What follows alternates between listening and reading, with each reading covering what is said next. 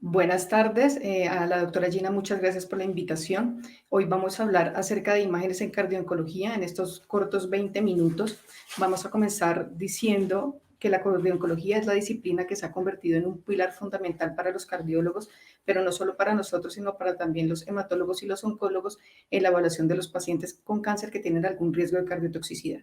Esto se debe a que la mejoría actual de la sobrevida de los pacientes con cáncer ha hecho que los factores de riesgo cardiovasculares que tenía el paciente o va a tener cobren mayor importancia. Es por esto que la interacción oncólogo-cardiólogo desde el diagnóstico del tumor y la elección del tratamiento del cáncer va a ir de la mano con evaluar los factores de riesgo cardiovasculares y una evaluación base del paciente para definir cuál es la estratificación del riesgo de cardiotoxicidad, generar un plan de monitorización de cardiotoxicidad, igual implantar un tratamiento cardioprotectivo, de una decisión de continuar, interrumpir o restablecer la terapia del cáncer y finalmente, como lo expuso Gina anteriormente, unas recomendaciones para los sobrevivientes a largo plazo.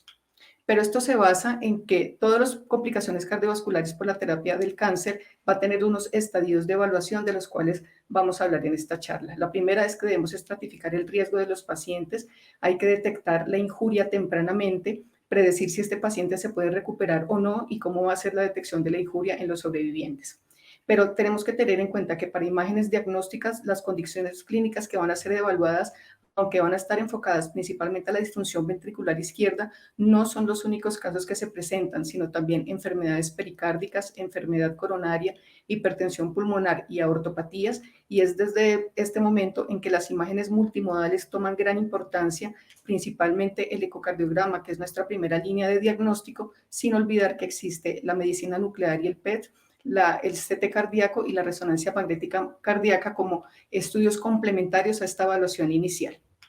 Como todos ya sabemos y lo han puesto en las charlas previas, la toxicidad cardiovascular se puede dar en muchos agentes de quimioterapia y las imágenes cardíacas en este lado juegan un rol muy importante en la estratificación del riesgo, en la detección y en el pronóstico. El doctor Borda nos habló de la mayoría de los compromisos que pueden tener por toxicidad, los agentes en los que pueden estar involucrados, pero cada una de estas recomendaciones va pegada a una imagen cardíaca recomendada. Si vemos lo más frecuente, que es en la toxicidad cardiovascular generada por miocarditis o por daño miocárdico asociado a quimioterapia, el ecocardiograma actualmente, el 3D o el 2D en ausencia de 3D, el estrés longitudinal global y la resonancia cardíaca se han vuelto muy importantes para la predicción de la cardiotoxicidad, para el diagnóstico y el seguimiento. Pero como les decía antes, no podemos olvidar que existen otro tipo de alteraciones que también existen y que están ligadas a radioterapia o a otro tipo de agentes de quimioterapia que se pueden evaluar con otras técnicas ecocardiográficas o incluso con el mismo ecocardiograma.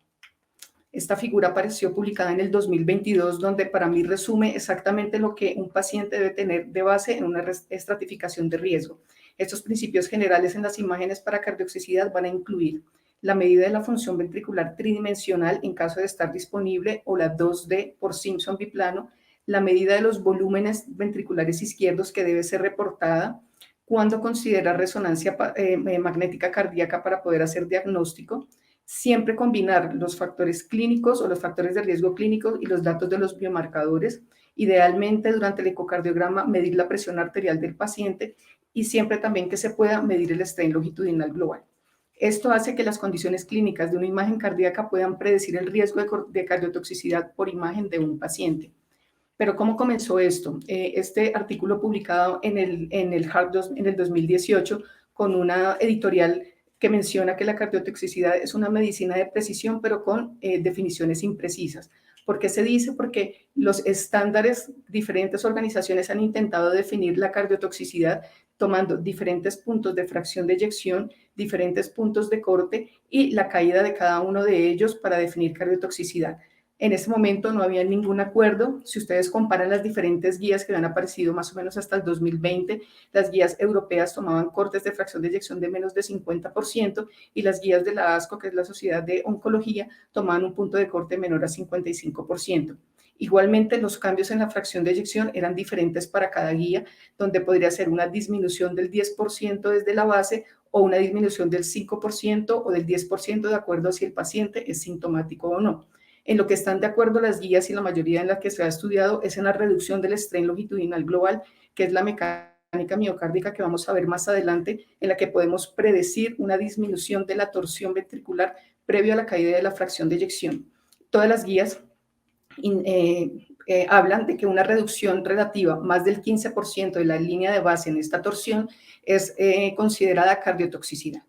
Si hablamos de las guías publicadas en este año, estas las van a dividir como daño miocárdico relacionado con agentes de quimioterapia, sintomáticos y asintomáticos. Si ustedes ven en el lado de los sintomáticos, a pesar de que sea muy severo, moderado o leve, no van a incluir la función ventricular izquierda, sino está guiada únicamente por síntomas. Pero en los pacientes asintomáticos sí se habla de fracción de eyección únicamente en los severos, pero cuando ya comenzamos a hablar de los moderados, una reducción en la fracción de eyección del 40 al 49%, o una disminución en el strain mayor al 15%, se considera cardiotoxicidad. Y los pacientes que tienen una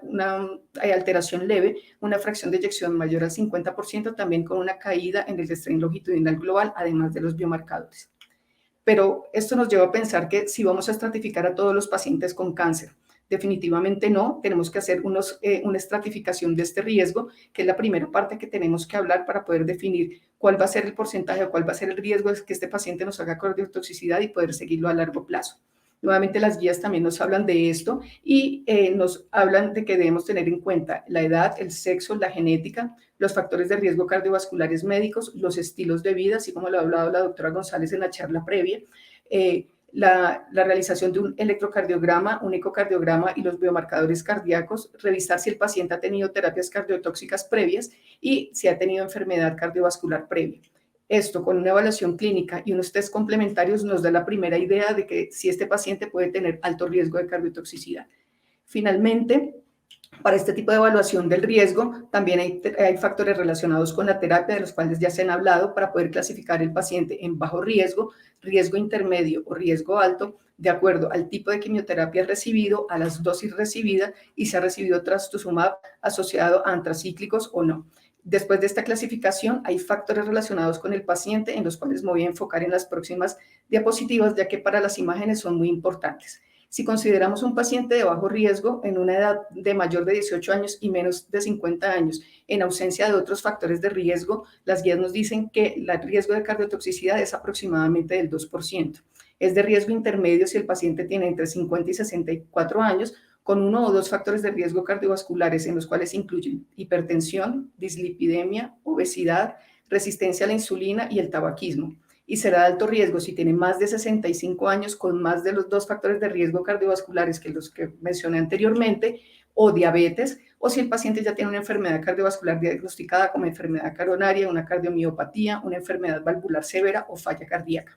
Pero fíjense que también introducen unos pacientes con una fracción de eyección normal baja, que aquí en esta guía lo definen como 50-54% pretratamiento, y todos los pacientes que han recibido terapia para el cáncer previo.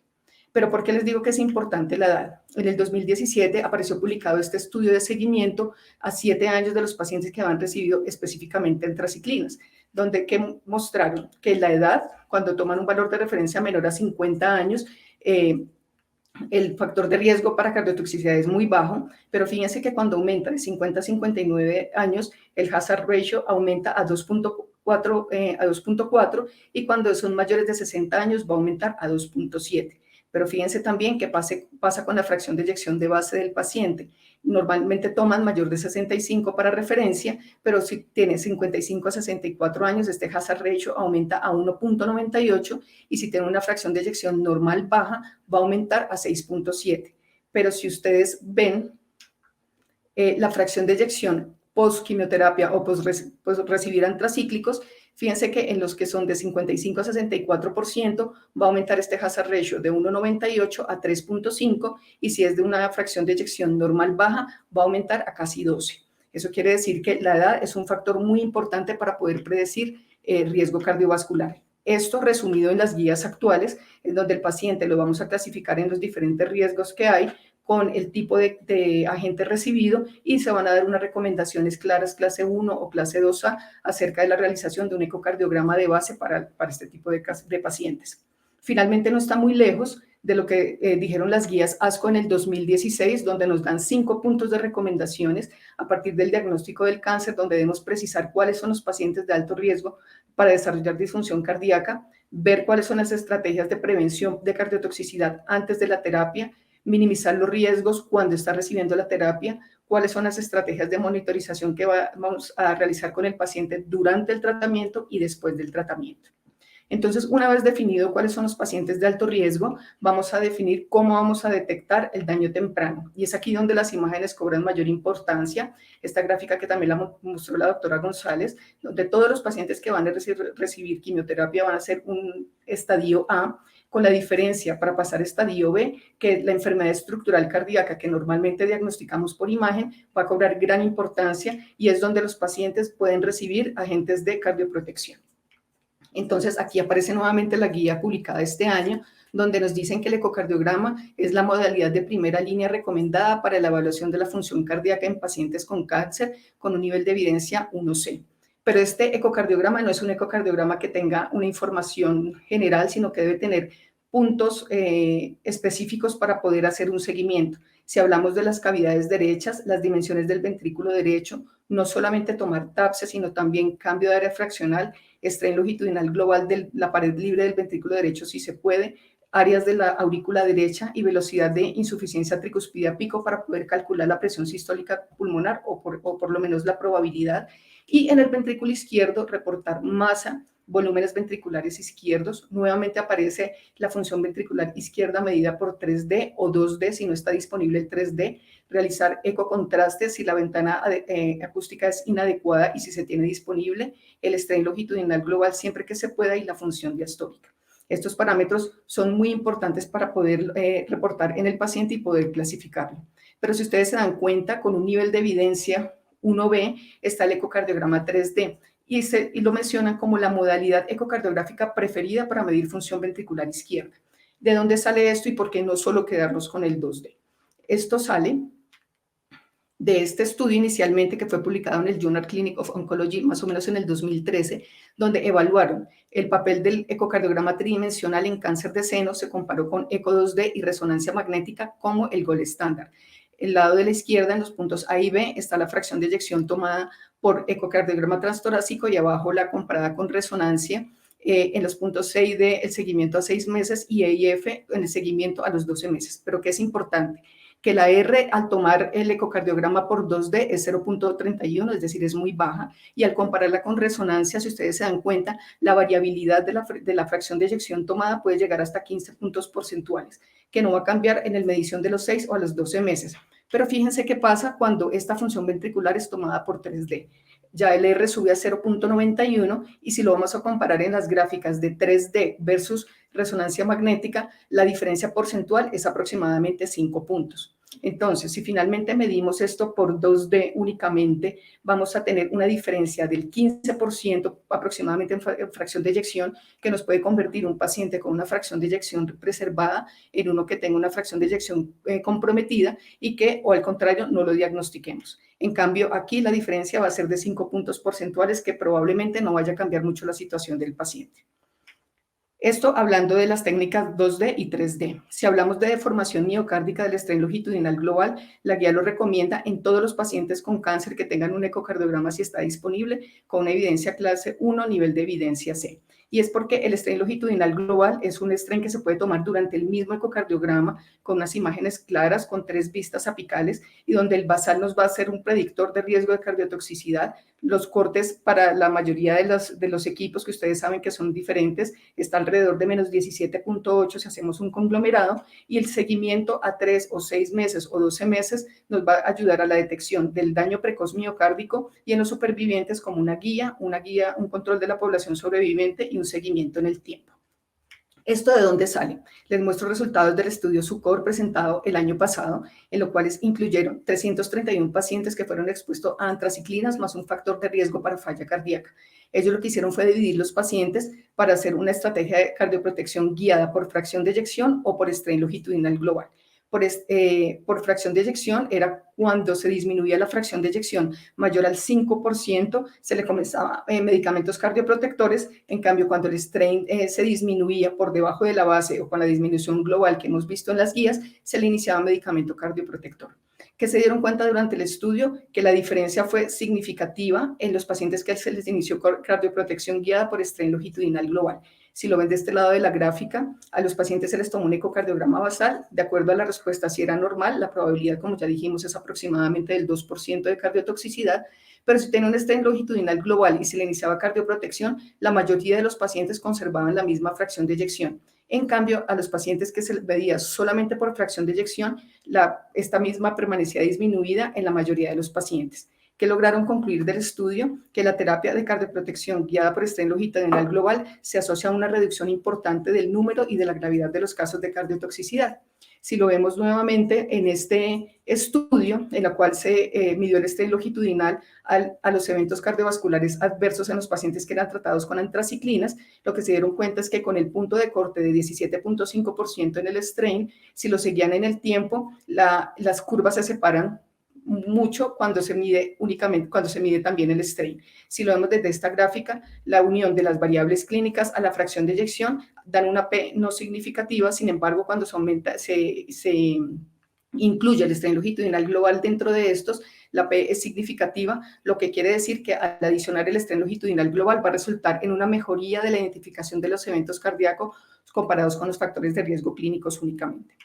Pero los cambios clínicamente significativos en ecocardiografía van a ser muy específicos. Si hablamos de fracción de eyección por 2D o por 3D, una caída del 10% para 2D o 5% para 3D del valor pretratamiento. Cuando hablamos de stent longitudinal global, una caída del 10 al 15% pretratamiento o un valor por debajo de lo normal. Y si hablamos de volúmenes diastólicos y sistólicos, para el sistólico un incremento del 15 mililitros y para el diastólico un incremento de 30 a 35 mililitros pueden ser indicativos de cardiotoxicidad. También existen medidas para la función ventricular derecha que, como ustedes se dan cuenta, no solo se limitan al TAPSE, sino también a otras medidas que nos pueden ayudar a ver pronóstico de falla cardíaca o de hipertensión pulmonar en estos pacientes. Si hablamos del último punto, del cual Gina fue muy extensa en la detección de injuria en el paciente sobreviviente, únicamente les traigo este estudio, que es un estudio publicado en el 2015, en el cual se midió la prevalencia de la disfunción cardíaca y la capacidad reducida de ejercicio en un adulto 10 años después de ser sobreviviente a un cáncer de niños. Ellos incluyeron 1.820 pacientes y se dieron cuenta que la disfunción sistólica se diagnosticó en 5% de los pacientes que tienen una fracción de eyección menor al 50%, pero de estos, 28% tenía un stent longitudinal menor del 17.8 y una fracción de eyección menor al 50%. Lo que ellos intentan valorar es que estos valores de alteración del stent longitudinal global y del circunferencial van a impactar en la calidad de vida y a la larga en la capacidad reducida del ejercicio de este grupo de pacientes. Es por esto que cuando preguntamos si la fracción de eyección es suficiente, pues la respuesta es no. Este es uno de muchos metaanálisis que hay. Este es publicado más o menos en el 2018, en los cuales lo que intentaron ver fue el valor pronóstico del strain longitudinal global en la predicción temprana de cardiotoxicidad, donde todos estos estudios, incluido este que es latinoamericano, mostraron que todos pasan la unidad y al pasar la unidad pues es concordante con que la terapia y con que el seguimiento con strain es una alternativa para el paciente. Esta es la última diapositiva en la cual miramos en qué casos la resonancia magnética nuclear es útil y la guía únicamente nos lo pone que debe ser considerado para la evaluación de la función cardíaca cuando el ecocardiograma o no está disponible o no es diagnóstica. El ecocardiograma, recordar que tiene una sensibilidad en una buena ventana del 88%, pero cuando es postterapia o cuando el paciente ha tenido cirugías, radioterapia, prótesis o demás, baja al 66% y en estos casos también la resonancia es un buen marcador ya que mejora la variabilidad inter e intraobservador. ¿Qué tenemos? Que para la ecocardiografía la piedra angular es la piedra angular en la estratificación del riesgo, en la detección temprana y el seguimiento a corto y a largo plazo del paciente. Va a evaluar la estructura y la función cardíaca, va a evaluar la presencia de enfermedad cardíaca preexistente, es altamente disponible, es de bajo costo y realmente no tiene exposición a radiación, por lo que es una técnica conveniente. Y de mensajes finales, quiero dejarles que el stent longitudinal global es una medida sensible y tiene un valor para detectar disfunción miocárdica subclínica y estratificar el riesgo de los pacientes. A mayor fracción de eyección basal, menor riesgo de cardiotoxicidad. Posterior a los 12 meses de seguimiento, el uso de strain redujo el riesgo de pacientes con